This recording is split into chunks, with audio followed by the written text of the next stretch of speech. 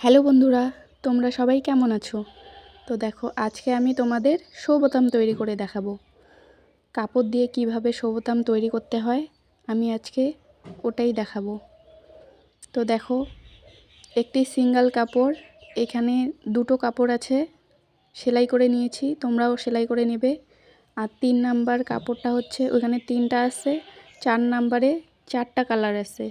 তো এইভাবে তোমরা সেলাই করে নেবে। সেলাইটা তোমাদের আর দেখালাম না, আমি যেভাবে করেছি ওভাবেই করবে। তো দেখো, বোতাম নিয়েছি, প্রথমে যেটা সিঙ্গেল কালার আছে শুধু লাল, ওইটাতে করে দেখাচ্ছি। তো দেখো, একটা সুই নিয়ে নেবে, তো এভাবে নিয়ে সেলাই করবে একটু।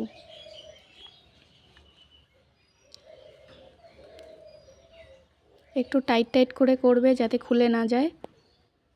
এইভাবে বাড়িতেই শো বোতাম তৈরি করতে পারবে, আর কিনতে হবে না। এভাবে খুব সুন্দর হয়। তো দেখো, আমার একটা বানানো হয়ে গেল।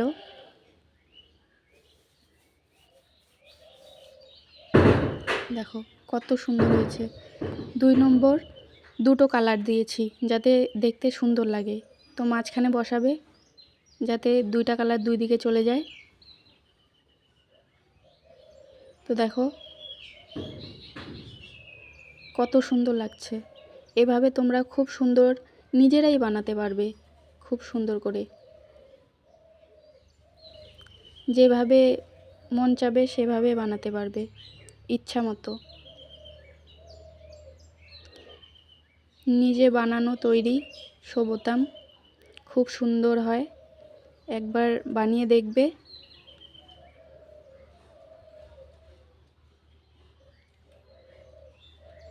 তো দেখো, দুটো বোতাম বানানো হয়ে গেল। বেশিক্ষণ টাইম লাগে না, খুব তাড়াতাড়ি হয়ে যায়। এখানে দেখো 3টে কালার আছে, তো মাঝখানে রাখবে, 3টে কালার 3 দিকে চলে যাবে। তো দেখো কত সুন্দর লাগছে। তোমরা কালার আলাদাও নিতে পারো, আমি শুধু তোমাদের দেখানোর জন্য আর শেখানোর জন্য এইভাবে নিয়েছি, যাতে তোমরা বাড়িতেই বানাতে পারো খুব সুন্দরভাবে। অনেকে শো বোতাম কিনে লাগায়, তো এখন থেকে তোমরা বাড়িতেই বানিয়ে লাগাতে পারবে। তো দেখো, এখানে 4টে কাপড় আছে, 4টার মাঝখানে বোতামটা রাখবে, রেখে এটা লাগাবে।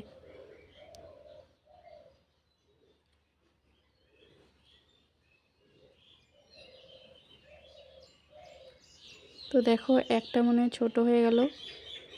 এভাবে করবে, খুব সুন্দর হয়। আরও অনেক রকম ডিজাইন করা যায়। তো আজকে আমি তোমাদের 4টাই দেখালাম, আশা করি বুঝতে পারবে। তো আমার ভিডিওগুলো তোমাদের কেমন লাগছে অবশ্যই আমাকে জানাবে। আর তোমরা যদি ফেসবুক থেকে দেখে থাকো অবশ্যই পেজটি ফলো করে দেবে, আর ইউটিউব থেকে দেখে থাকলে চ্যানেলটি সাবস্ক্রাইব করে দেবে। দেখো কত সুন্দর লাগছে,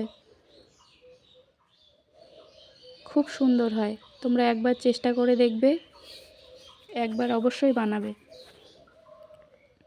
অসাধারণ হয়। তো দেখো,